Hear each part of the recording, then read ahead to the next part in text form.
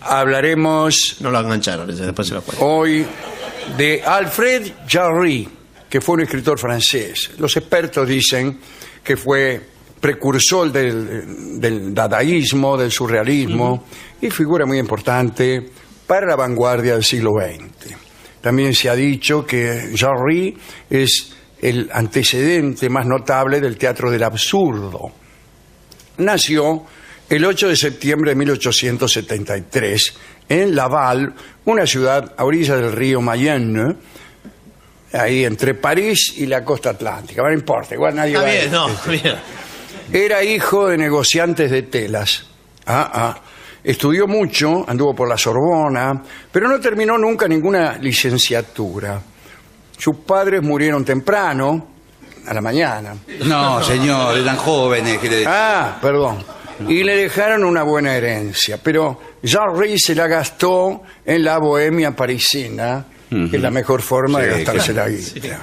También se la gastó en pensar el teatro y se la gastó en ajenjo. Quiere decir que por lo menos no se la gastó en pavada. Claro, sí.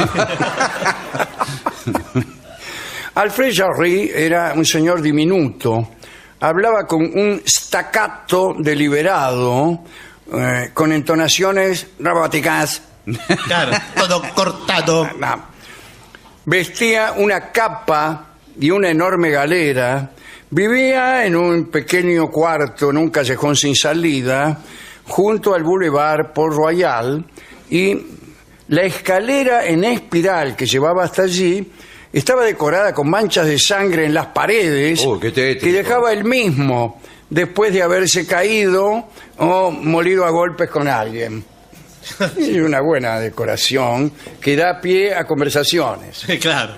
El cuarto estaba forrado de terciopelo negro, repleto de lechuzas y adornado con una parafernalia religiosa de incensarios, crucifijos, en fin.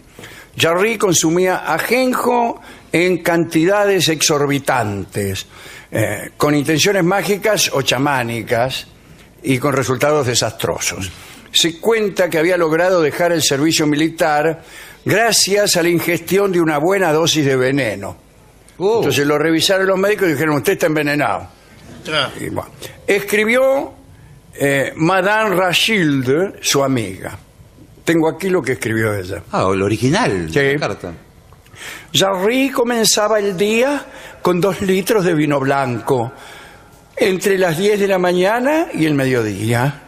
Luego acompañaba el almuerzo con ajenjo. A la tarde, café con brandy. En la cena, cualquier bebida, buena o mala. Jamás lo vi realmente borracho, excepto en una ocasión en que lo amenacé con su propio revólver, lo que le hizo recuperar la sobriedad instantáneamente. Jarry caminaba siempre por París con un revólver en el cinto, que disparaba en algunas ocasiones bajo los efectos del alcohol. Tipo se embalurdaba con 2 cañas y empezaba a tirar tiro al aire. A veces incluso disparaba desde una bicicleta, porque era muy buen ciclista. Cuando alguien le pedía fuego en la calle, le gustaba hacer el siguiente chiste. Sacaba el bufoso y disparaba. Cuando estaba en el campo, cazaba grillos a los tiros. Siendo muy joven, Picasso tenía la costumbre de comprarle el revólver para que no volviera a disparar. Decía, te compro el revólver, le daba la plata y se lo llevaba. Pero Jarry se lo volvía a comprar después, cuando estaba tranquilo. Pero volvía a disparar y entonces Picasso se lo volvía a comprar. La transacción, que parecía un momento serio, ¿no?, se hizo muchas veces. En La cena del Argonauta, un capítulo de la novela Los monederos falsos de André Gide, hay una escena en la que Jarry le dispara a un niato en un café. Y el incidente parece que fue real, ¿no?, porque Jarry se enojó con un tipo y lo corrió a tiros. Jarry odiaba el agua. Decía que en algún momento allí habían fornicado peces. Y tenía razón. Yo a partir de ahora no voy a volver a tomar agua nunca más. Decía que el agua era un veneno disolvente y corrosivo y que no era lícito beber con lo que se lava. Claro, donde se lava no se bebe, señor. Bueno, sí, lo conocía distinto. Oscar Wilde, que supo de Jarry y de su obra, y que lo conoció, decía que Jarry era el más atractivo y divertido de todos. Le simpatizaba mucho. Jarry fue, como hemos anticipado, un ciclista fantástico. Corría carreras con los trenes y perdía. Tenía una bicicleta muy cara, una Super Laval 96, que había comprado precisamente en 1896 y que no había terminado de pagar cuando murió. Todo extravagante, ¿no? Pero lo cierto es que Jarry era muy genial. Parece que el 10 de diciembre de 1896 fue una noche excepcional para el teatro parisino. Marcó el punto de arranque de una tendencia dramática que hoy ya aparece consolidada y para algunos incluso obsoleta. Hablamos del teatro del absurdo. Y la obra que se estrenó ese día era Ubu Rey.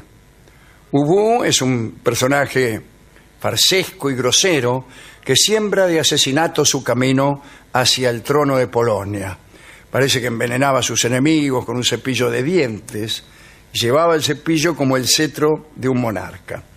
Finalmente es derrotado por el ejército del zar de Rusia. Entonces huye a Francia, donde promete cometer más ultrajes. El estreno fue en el Teatro de Louvre y reventó de gente. El decorado lo había hecho nada menos que Toulouse-Lautrec. Jarry había aconsejado a los actores interpretar sus papeles de una forma normal, no afectada. El texto debía ser dicho de manera convencional, que es la mejor forma de trabajar textos absurdos, como usted sabe perfectamente bien. Antes de levantarse el telón, sacaron a escena una mesa, y allí se sentó Jarry, antes de la obra, muy maquillado. Con un vaso en la mano, habló.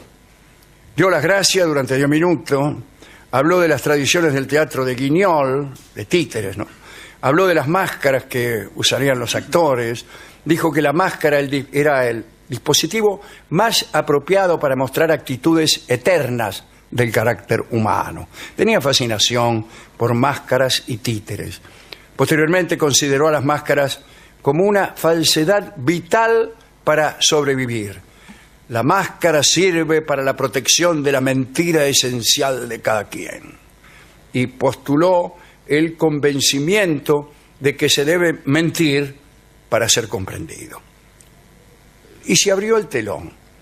Cuando el primer actor, Firmin Gemier, haciendo de Ubu, se dirigió al público para decir la primera palabra de la obra, todos saltaron de sus butacas, porque esa primera palabra fue merde. Claro.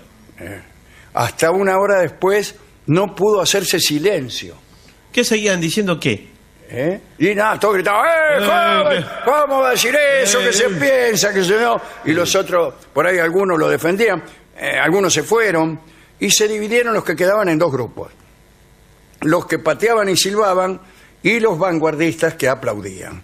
Mallarmé, que era el líder de los poetas simbolistas, se reía y se mantenía tranquilamente sentado. Los actores esperaban pacientemente en el escenario. Luego de un buen rato, la obra pudo continuar y llegar a su fin. El poeta irlandés William Butler, William Butler Yeats, dijo, andaba por ahí y le gustó. También. A Yeats le gustó. Jarry se hizo famoso por adorado y también por odiado. Hubo críticas tremendas. El Journal de París dijo: a pesar de una acción imbécil y de una estructura mediocre, ha nacido un nuevo género. ¡Qué elogio! Un nuevo género creado por una extravagante y brutal imaginación, más de niño que de hombre. Bueno, Jarry tenía 23 años. Bien. La inspiración para aquella obra venía del colegio secundario, que es de donde viene todo, ¿no? Dice la crónica que el encuentro de Jarry en la escuela con un maestro de física estaba destinado a producir historia literaria. Parece que tenían un profe que se llamaba Hebert y que era tan gordo que entre todos los alumnos lo tenían que ayudar a ingresar al aula. Y era el típico maestro que los estudiantes reconocen inmediatamente como víctima, ¿no? Hebert era hostigado casi hasta la muerte por los alumnos. Dicen, qué sé yo, le llamaban la clase de rana, bullying, tiraban cosas, sí, bomba de mal olor, no sé. Además, era profesor de física, creo, y las demostraciones, los experimentos que hacía eran siempre un desastre, no le salían. No le salían.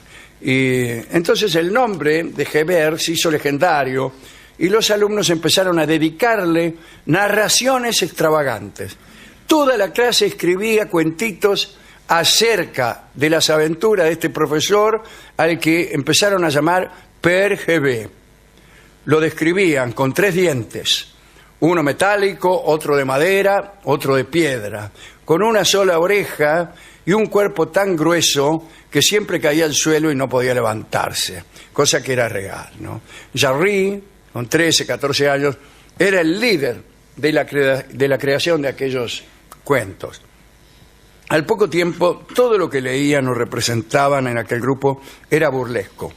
Cualquier obra de un autor griego, latino o moderno era material utilizable para producir un nuevo capítulo de tribulaciones dedicadas a Père Hebert. Todo ese movimiento, al final, resultó en esbozos de Ubu Rey, la pieza que más tarde iba a sacudir París. Después de las primeras funciones en el teatro de Louvre, la obra se representó también en el teatro de marionetas, con marionetas creadas por un amigo de Jarry, el pintor Pierre Bonnard. Más tarde, en 1900, Jarry escribió Ubu encadenado, y ahí aparecen los llamados hombres libres comprometidos a estrictas prácticas de desobediencia. Se trata de unos soldados pertenecientes a un disciplinado ejército anarquista en el que cada orden es desobedecida escrupulosamente. Es una idea extraordinaria. Los hombres libres se sublevan a fin de conseguir los privilegios y la cómoda seguridad de la vida en prisión. Sus últimos años los dedicó Jarry a una ciencia creada por él, la patafísica, que según su propia definición era la ciencia de lo particular. La patafísica tratará de las leyes que rigen la excepción y explicará el universo como complemento de ella. Bastante parecido a la posverdad actual. Bastante, pero con menos gracia. mucho más gracioso. Claro. Claro. La economía de Alfred Jarry se fue degradando. Pescaba en el río, en el Sena para comer, también fue perdiendo la salud. A pesar del éxito, estaba arruinado y perseguido por sus acreedores, por lo que a partir de 1906 se fue a vivir a Laval, el pueblo donde había nacido, a casa de una hermana, con breves estancias en París. Y fue en una de esas breves estadías cuando murió el día 1 de noviembre de 1907 de una meningitis tuberculosa en el Hospital de la Caridad a los 34 años. Antes de morir, al preguntarle a sus amigos cuál era su último deseo, pidió un escarbadiente. Se lo alcanzaron justo a tiempo. Lo usó y murió. Fue enterrado en el cementerio parisino de Bagneux. 20 años después, Antonin Artaud fundó el Teatro Alfred Jarry en París, en donde surgieron los escritos y obras en la que más tarde se basaría Ionesco o Samuel Beckett, pero bueno, esas son otras historias. André Breton, el creador del Manifiesto Surrealista, y todos los seguidores de aquel movimiento, de alguna forma, se apropiaron del mito que Alfred Jarry había creado en aquellos círculos parisinos. Escribió Breton: nosotros mantenemos que desde Jarry, como desde Wilde, la diferencia durante mucho tiempo considerada inevitable entre arte y vida ha sido aniquilada como principio. No está mal esto, ¿eh? No está nada mal. Hemos ido a la discoteca, donde nuestro discotecario, un joven surrealista, Uy, qué bien, justo del mismo... nos entregó un vals que, según nos comentó, había sido escrito atendiendo a los principios del teatro del absurdo. Ah, bueno. Qué extraño. Esto dice, Debe ser único, ¿eh? Ionesco puro, me dijo. Qué raro que sepa de Ionesco. Así que vamos a escuchar el vals que se llama justamente Absurdo, Ah, Bien. en la interpretación de Horacio Molina. Adelante.